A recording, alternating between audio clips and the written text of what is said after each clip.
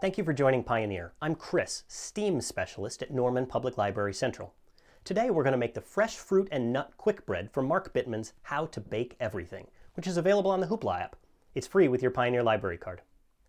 Quickbreads are called Quickbreads to distinguish them from breads like your normal sandwich bread. We don't call those slow breads, they're just bread. The difference is what makes them rise.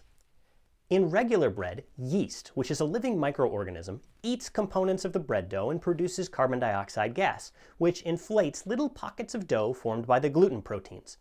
The heat from the oven kills the yeast, and together with the starches from the flour, firms up these dough pockets, giving you bread. It's usually very light, relatively dry, and it has a thicker crust and is usually a bit chewy. In quick bread, there's no yeast. We use a chemical reaction to produce the carbon dioxide gas. Anyone who's ever seen a baking soda volcano knows about this reaction. An acid and a base react to neutralize one another, and that process gives off carbon dioxide. In a quick bread, we usually use baking powder to supply both the acid and the base.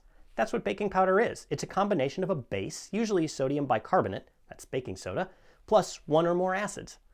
The baking powder we typically buy in the store is double acting. Some of the acid reacts as soon as you add water, and some of the acid requires heat, so reacts when it goes into the oven. Since some of it reacts right away, you can't let your quick bread batter sit around. As soon as it's mixed, get it into the oven. That will give you the best lift. To make this bread, you first have to decide what fruit and what nuts and what else might be good in your bread. There's a lot of flexibility here. As a starting point, Bittman suggests considering cranberries, apples, or cherries combined with walnuts, pecans, or almonds. But really, you can use whatever you like or think tastes good. I'm going to go with apples and walnuts, and I'm going to add a teaspoon of cinnamon to the base recipe because cinnamon and apples go really well together. To make this bread, you'll need 4 tablespoons of cold butter, 2 cups of all-purpose flour, 1 cup of granulated sugar, 1½ teaspoons of baking powder, half a teaspoon of baking soda, 1 teaspoon salt, 3/4 cup juice or milk, 1 tablespoon of grated citrus zest, 1 egg, 1 cup of your fruit chopped into small, sort of blueberry-sized pieces, and a cup of nuts. Plus, well, anything else you want to add. For me, that's a teaspoon of cinnamon. Start by preheating your oven to 350 degrees Fahrenheit. We're going to bake as soon as the batter is mixed, so don't delay this step. Now, grease your loaf pan with softened butter and dust it with flour. Take all of the dry, powdery ingredients and combine them together in a bowl. Whisk it up to make a sort of quick bread mix. When you buy a boxed cake mix, this is basically what you're getting. Cut the butter into small pieces and then use either a fork or 2 knives to cut it into the dry ingredients. Do this until none of the pieces are bigger than a tiny pea.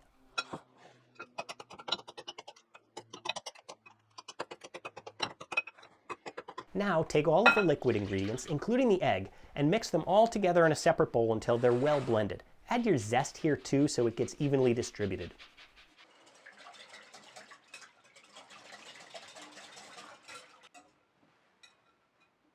Okay, check your oven.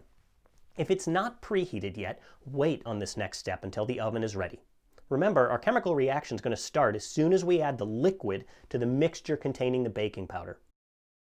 Okay, my oven's fully preheated. We're ready to mix. Here goes. Pour the liquids into the dry ingredients and give it a brief stir so it starts to combine. Add your fruit and nuts and stir a few more times until it's more or less combined but not smooth. Remember, we don't want all the flour hydrated. That's what forms the gluten, and the clock's ticking. Pour it into the loaf pan and then into the oven it goes. Set a timer for 50 minutes. Enough time for a show on Canopy. Okay, we need to check to see if it's baked.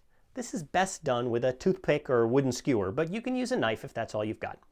Poke it into the middle of the loaf and pull it out. If there's any goo on it, your bread's not done yet. Bake for a few more minutes and check again. Keep repeating that until it's clean. It shouldn't be more than an hour total baking time, but that will depend on how accurate your oven's thermometer is. Take your bread out of the oven and let it cool for 15 minutes. Then turn it out of the loaf pan onto a wire rack. It's ready to eat now, or you can keep it at room temperature for a couple of days. Any longer than that, and you should freeze it. Thank you for joining Pioneer Library System. If you enjoyed this video and want to see more, like and share below.